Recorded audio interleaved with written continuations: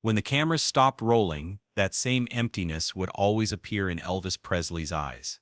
After the stage performances watched admiringly by millions of fans, the world-famous star would retreat to his dressing room, look in the mirror and whisper, "Jesse, you didn't come tonight either." On the cold morning of January 8, 1935, in Tupelo, Mississippi, Gladys Presley was writhing in the pain of twin birth. At 4 a.m., the first baby arrived. Jesse Garon Presley. He was stillborn. As doctors frantically tried to save the second baby, 35 minutes later, Elvis Aaron Presley opened his eyes to life. At that moment, no one knew that this child would carry not only music history but also a curse that would haunt him in the shadow of his dead twin brother. Those close to Elvis had witnessed him talking to Jesse countless times. In his bedroom at Graceland, he would turn to an empty chair at midnight and talk for hours. The housekeeper Alberta found Elvis crying one midnight in the early 1960s when she went upstairs. "Jesse, why did you leave me alone?" He was sobbing. Alberta never forgot that moment. Elvis was talking as if someone was really there, even pausing occasionally to listen. In the 1970s, Red West, one of Elvis's closest friends, made a shocking confession. Elvis had told him one night that Jesse stood in the left corner of the stage at every concert. "I see him, Red," Elvis had said, his hands trembling. "He's standing there every night looking at me as if he thinks I stole his place." Red initially thought it was the effect of drugs, but Elvis's description was so detailed, so consistent, that over time even Red couldn't help but look at the left corner of the stage. But the most surprising thing happened just one night before Elvis's death. On the night of August 15, 1977, Graceland security cameras were making routine recordings. Elvis had left his girlfriend Ginger Alden in the bedroom and gone to the bathroom. Security guard Dick Grob was on duty that night, watching the monitors. At 2:33 a.m., he saw movement in the upstairs hallway. Elvis was walking toward the bathroom, but there was another silhouette following him. Dick couldn't believe his eyes. The second figure looked exactly like Elvis, just a bit paler, a bit more blurry. Dick immediately ran upstairs, but only Elvis was in the hallway. When he asked, "Mr. Presley, are you all right?" Elvis turned to him and smiled. "Jesse came too, Dick. It's time now." Dick's hair stood on end. There was a strange peace on Elvis's face, as if something he had been waiting for years had finally happened. Those recordings mysteriously disappeared after Elvis's death. In the FBI files, there was only one note: Graceland security footage, August 16, 1977, missing. But although Dick Grob kept silent until his death, when what he wrote in his will was revealed, everyone was shocked. "That night I saw two Elvises, one living, one dead. In the morning, we only found the dead one." Elvis's hairdresser Larry Geller revealed another secret. Years later, Elvis had told him he had a secret room built at Graceland. This room was prepared for Jesse. Inside was a bed, a dining table for two, and a single photograph on the wall, an ultrasound image taken just before Elvis and Jesse's birth. Larry had seen that room only once, and Elvis had told him, "This is Jesse's room. He's always here." In 1976, a year before his death, Elvis recorded a never-released song in the studio called Twin Soul Blues. Sound engineer Joe Esposito noticed something strange during the recording. While Elvis was singing, another voice could be heard in the background, as if someone was doing a duet with him. When Joe tried to isolate the voice, he discovered it was a strange echo of Elvis's own voice, but not delayed by half a second. It came half a second early. This was physically impossible. On the 40th anniversary of Elvis's death, among letters found in the Graceland archives, an unsent letter from Elvis emerged. "Dear brother Jesse, I've been living with you for 42 years. You weren't born, but you were always with me. Mother cried for you every day, and I felt you every day. Every time I went on stage, I sang for you too, at the microphone. You know, everyone thinks Elvis Presley died alone, but I was never alone. You were always with me, and now I think it's almost time for me to come to you." The letter was dated August 14, 1977, 2 days before Elvis's death. Graceland tour guide, Mary Jenkins, who worked there for 30 years, shared a chilling detail in 2019. Several visitors over the years had reported seeing two figures in Elvis's bedroom window, both looking exactly like Elvis, standing side by side. This always happened on January 8th, their birthday. Mary herself saw it once in 1987. She said the two figures stood there for exactly 35 minutes, the same time gap between Jesse's death and Elvis's birth. Elvis's stepbrother David Stanley revealed that Elvis kept a strange ritual. Every year on their birthday, Elvis would buy two of everything, 2 guitars, 2 rings, 2 Cadillacs. One he would keep, the other would disappear. When David asked where the other items went, Elvis simply said, "Jesse gets his share." The most disturbing discovery came in 2001 when Graceland was undergoing renovations. Workers found a hidden compartment behind Elvis's bathroom medicine cabinet.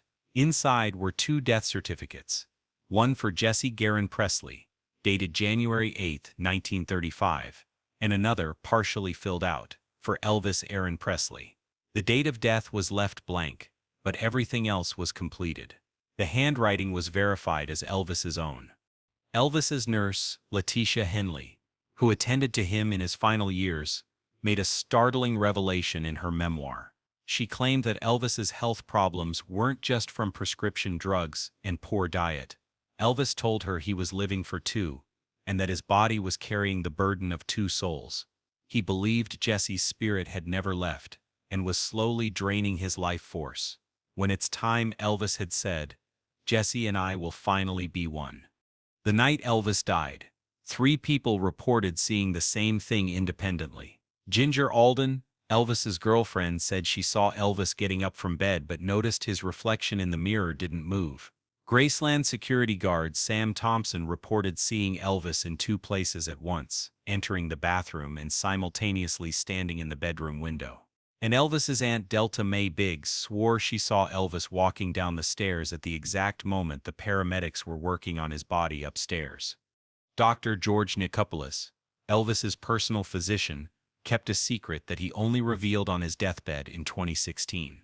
He said that when they found Elvis's body, there were 2 distinct sets of handprints on the bathroom counter, both matching Elvis's prints, but one set was cold, as if they had been there for hours, while Elvis had only been in the bathroom for minutes.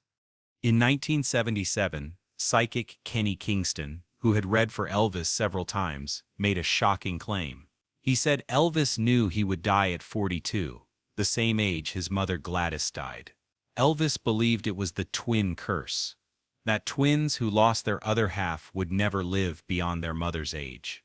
Kingston said Elvis accepted this fate, and even welcomed it, believing death would finally reunite him with Jesse. The Presley family pastor, Reverend James Hamill, broke his silence in 2010.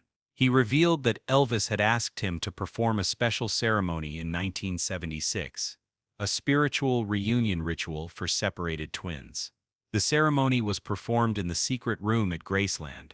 Hamill said that during the ceremony, the temperature dropped so dramatically that their breath became visible, and he distinctly heard 2 voices singing "Peace in the Valley," both unmistakably Elvis's voice.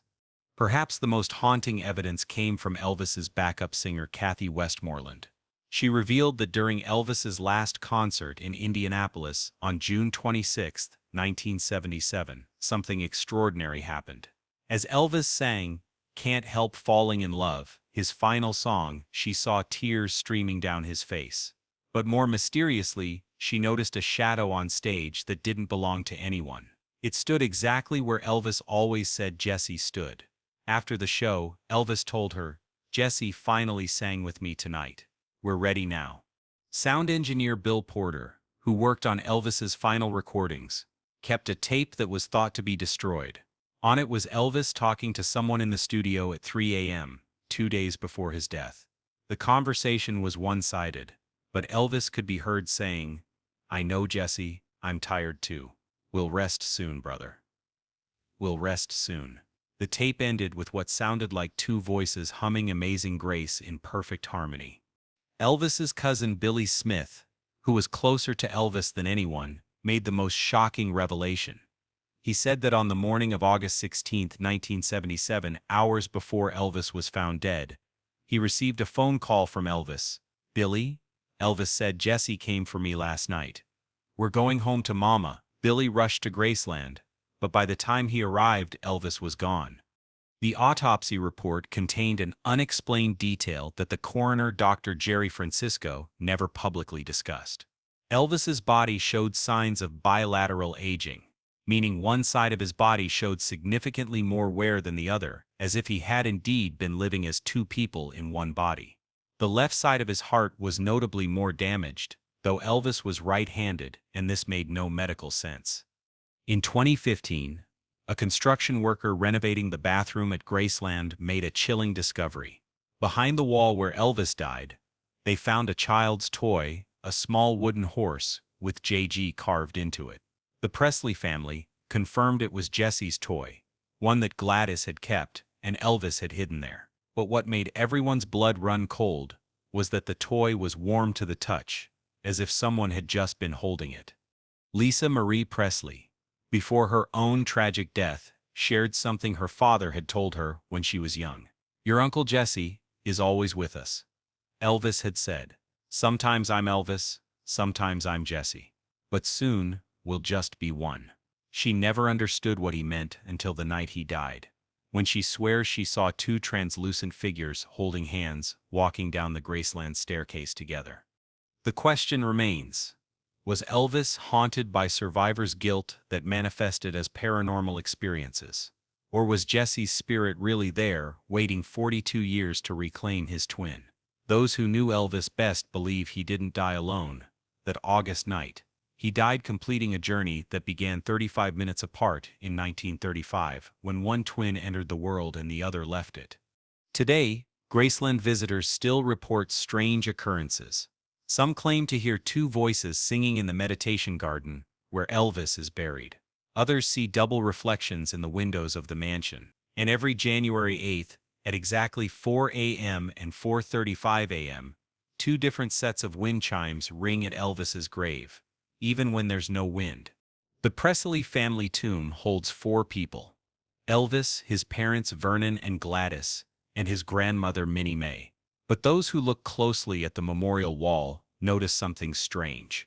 There's a 5th space, unmarked but clearly defined. The groundskeeper, who's worked there for 40 years, says he's been told never to touch that space. That's Jesse's spot, he whispers to curious visitors. Elvis made sure there was room for both of them. Perhaps the most telling evidence of the twin curse came from Priscilla Presley herself. In a 2020 interview, she finally admitted what she'd kept secret for decades. Elvis always set 2 places at the table, bought 2 tickets to movies, and kept 2 guitars in his room. "I thought it was an eccentricity, but now I understand. He was never alone. Jesse was always there, and on that final night, I believe Jesse finally took Elvis home."